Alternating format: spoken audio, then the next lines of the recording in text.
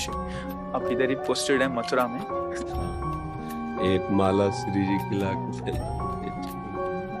और 3 माला और ला दीजिए। भी हमारे भारत के विशेष अंग हैं ये लोग।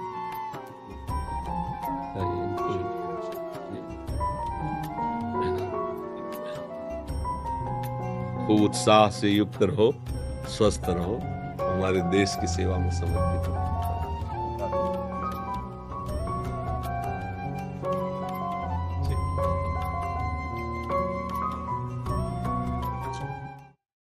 प्रणाम करते हैं अपने देश के उन सैनिकों को जिनके द्वारा हम सुरक्षित होकर भजन कर रहे हैं। अगर हमारे राज सैनिक अपने प्राणों की आहुति देकर रात दिन बॉर्डर में न खड़े हो ना, तो यहाँ हम भजन नहीं कर सकते। तो हम सोते हैं चैन से, वो रात भर जगते हैं। उन्हीं की सुरक्षा ये भगवत सेवा है। हम जो भजन करते हैं बिना परिचय के तुम्हें उसका हिस्सा मिलता है। हमारा राष्ट्र आप लोगों से सुरक्षित है। आपको जो पद मिला है उसको सांगोपांग देशभक्ति निष्ठायुक्त व्यतीत कीजिए और नाम जप कीजिए, और जो हमने चर्चा की इसका चिंतन कीजिए। Lieutenant colonel Rahul Khanna ji, army से। श्री राधे राधे हरिवंश। राधे राधे महाराज जी, आपके चरणों में कोटि कोटि प्रणाम। महाराज जी, मेरा प्रश्न है कि क्या सांसारिक जीवन और माया को साथ साथ भोगते हुए भी हम ईश्वर को पा सकते हैं?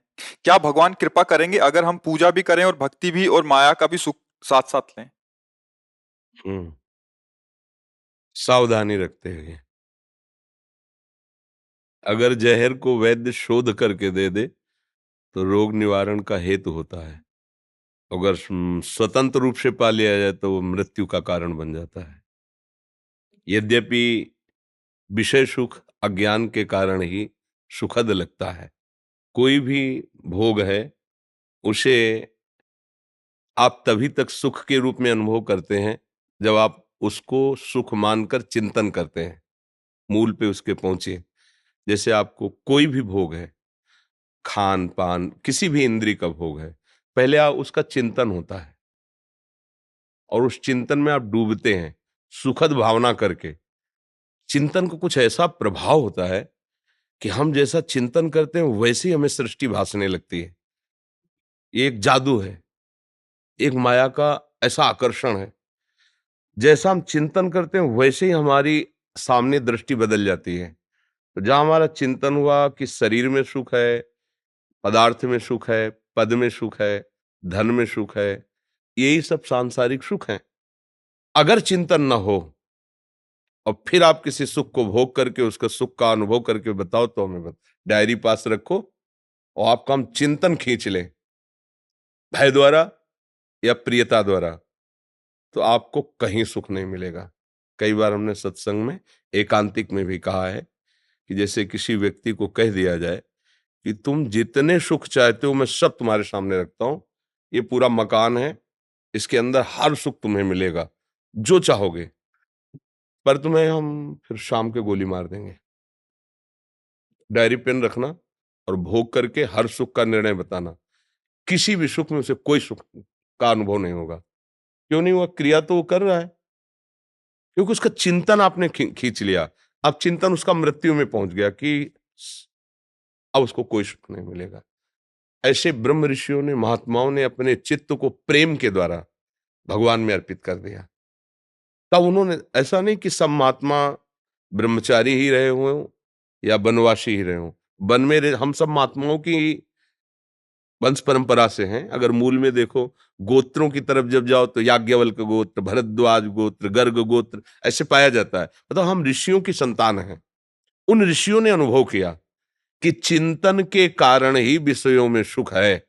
नहीं तो भगवान ने लिखा दुखालयम अशाश्वतम, मृत्यु लोक में हर प्रकार से भोगने पर परिणामता दुख ही मिलता है, और अशाश्वतम परिवर्तनशील और नाशवान है। तो जो परिवर्तनशील है, नाशवान है, दुखमय, उसमें हमें सुख कैसे भासता है? अज्ञान के कारण। अज्ञान का स्वरूप क्या है? इस देह को मैं मानना। जब तक हम देह को पुरुष भाव से नहीं स्वीकार करेंगे तब तक स्त्री शरीर में आकर्षण नहीं होगा। जब तक हम अपने को शरीर नहीं मानेंगे तब तक किसी भोग को हम अधर्म पूर्वक सेवन नहीं कर सकते। ये शरीरा अभिमान ही अज्ञान है। अगर अब हम चिंतन को, जो आपने कहा विषय सेवन करते हुए हम कैसे भगवान को प्राप्त कर सकते हैं कि भक्ति भी चलती रहे और विषय सेवन भी चलता रहे, उसके लिए चिंतन, भक्ति का स्वरूप बाहरी नहीं होना चाहिए। इसके लिए चिंतन होना चाहिए। पहला, मैं जैसा भी हूं प्रभु का हूं। एक एक शब्द याद रखना तो बिल्कुल फाइनल पे पहुंच जाओगे। मैं जैसा भी हूं, मैं ऐसा हूं ऐसा नहीं कहता, मैं भगवान का भक्त हूं, मैं जितेंद्रिय हूं, मैं पवित्र हूं, मैं तपस्वी हूं, मैं भजनानंदी हूं, ऐसा कुछ नहीं। मैं जैसा भी हूं प्रभु का हूं।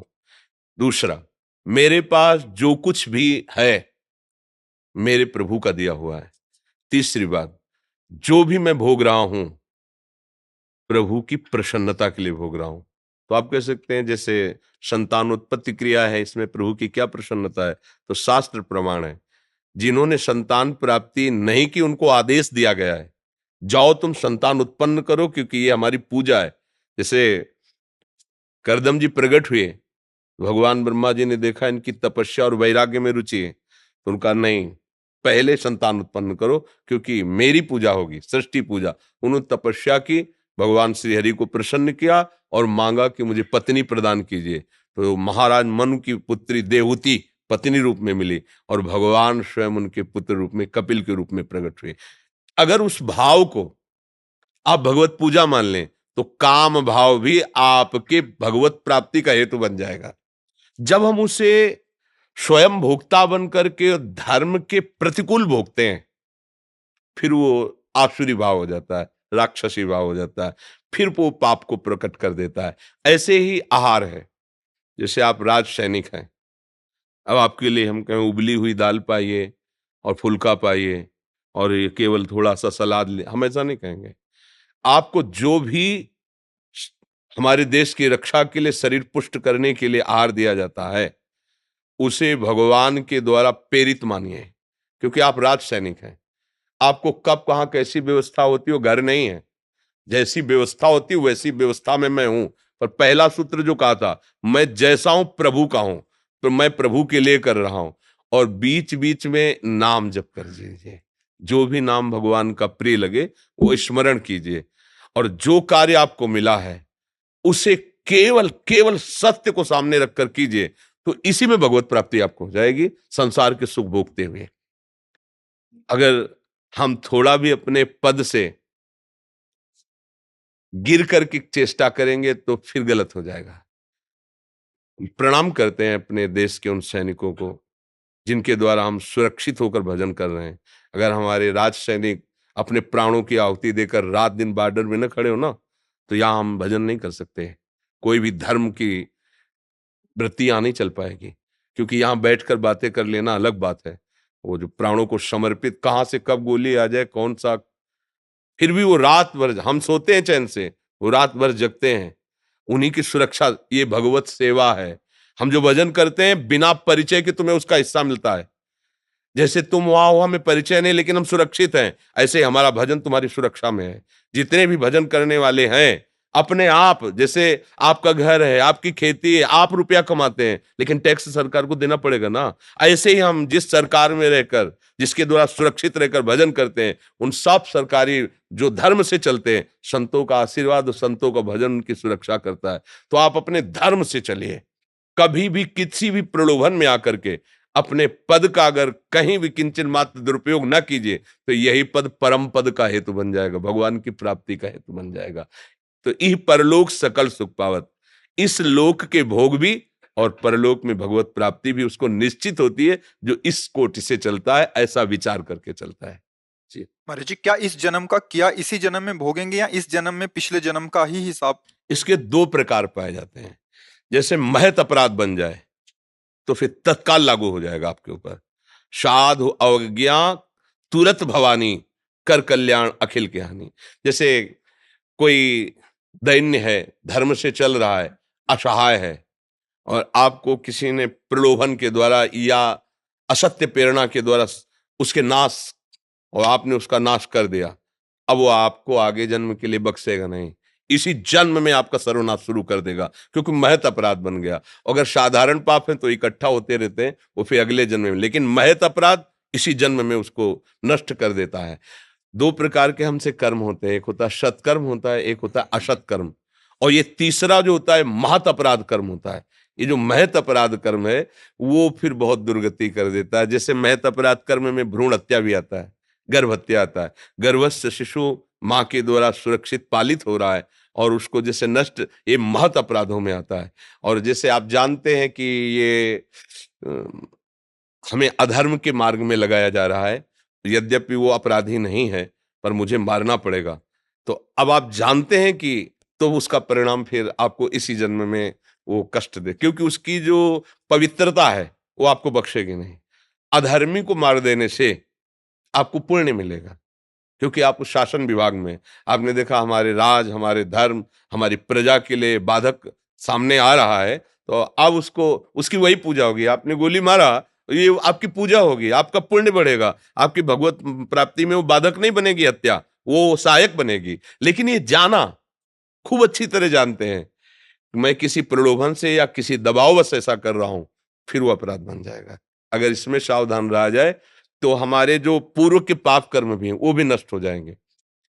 एक सत्कर्म हजारों असत्कर्मों को पूर्व के भस्म कर सकता है। एक सत्कर्म, अगर आपने किसी ऐसे को बचा लिया जो सत्य और धर्म पे चल रहा है, तो निश्चित मानो सारे असत्कर्मों। एक बार हमने सत्संग में कई बार बताया है कि एक आदमी जो था वो बड़ा हत्यारा प्रकृति का था, तो जंगल में एकांत क्षेत्र में अगर कोई निकलता तो उसको लूट लेता और मारता, काट देता। तो एक संत भगवान निकले जो भगवत प्राप्त महात्मा थे। भगवत प्राप्त महात्माओं की वाणी में और उनमें अनंत शक्ति भगवान की जागृत हो जाती है। तो संत दरस जिम पातक तरे, संतों के दर्शन से स्वाभाविक पाप नष्ट होने लगते हैं। तो जे भी देखा तो मारने की इच्छा तो देखते ही हट गई, पर लूटने की इच्छा से तो एक वलकल की लंगोटी और कमंडल था। तो उनका बेटा तुम ऐसा क्यों करते हो, और भी प्रकार जीने के हैं, आप अच्छी मेहनत करके अच्छे से कमा सकते हो, दूसरों की हिंसा करते हो। तो वचन का प्रभाव ये पड़ा कि उनका महाराज मेरा स्वभाव बन गया है, मुझे कुछ अच्छा नहीं लगता, जब किसी को कष्ट देता हूं तो बहुत अच्छा लगता है। किसी को मतलब स्वभाव बन जाता है ना कि तलछना, दुख देना, किसी को बहुत पीड़ा पहुंचा तो उसको ऐसा हर्ष जैसा लगता है। तो उन्होंने कहा ये तो तुम्हारी दुर्गति पक्की है, तुम्हें बहुत कष्ट भोगना पड़े क्योंकि सारे पाप बन रहे। तो एक भय सा लगा। उनका महाराज क्या मैं भी निष्पाप हो सकता हूं, क्या मुझे भी भगवत प्राप्ति हो सकती है? उनका अवश्य। एक बार हमारे भारत के पवित्र तीर्थों का भ्रमण करो तुम, गंगा, यमुना, तीर्थराज, प्रयाग, काशी आदि, और फिर आओ हम तुम्हें दीक्षा देंगे और मंत्र जप करो तो तुम्हें भगवत प्राप्ति हो जाएगी। तो उनका महाराज मैं कैसे जानूंगा कि मैं पवित्र हो गया हूं तीर्थों में?